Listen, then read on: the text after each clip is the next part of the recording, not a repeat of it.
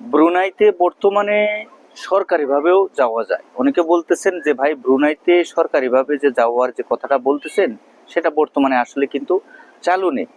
তো ভাই এখন বিষয়টা হচ্ছে যে চালু নেই এই কথাটা তো মানে কোনো এক সময় চালু ছিল, এখন বর্তমানে হয়তো বা তাদের হাতে ওই ধরনের সুযোগ নেই, বা তারা যেই সুযোগটা ছিল সেটা এখন শেষ হয়ে গেছে। আপনি যদি সুযোগ শেষ হয়ে যাওয়ার পরবর্তী পর্যায়ে যদি বলেন যে ভাই এই দেশে তো বলছেন যে সুযোগ ছিল, এখন তো সুযোগ নেই, তাহলে আমরা আবেদন করব কিভাবে?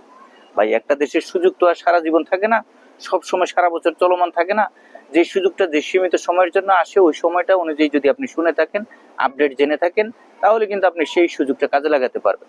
বিষয়টা হচ্ছে ভাই ব্রুনাইতে কাজের যে ভিসাগুলো ছিল বা কাজের যেই পরিসংখ্যানের উপরে, যেমন ধরেন ইলেকট্রিক ভিসা, টেইলারের উপর ভিসা, তারপরে হচ্ছে আপনার দোকান গ্রোসারি শপের উপর ভিসা, ক্লিনিং ভিসা, কনস্ট্রাকশন ভিত্তিক যে কাজের ভিসাগুলো এসেছিল সেগুলো Bangladesh employment and services limited বয়েসেলের মাধ্যমে কিন্তু আমরা আবেদন করতে দেখেছি, বা তারা কিন্তু সার্কুলার সেইভাবে দিয়েছে।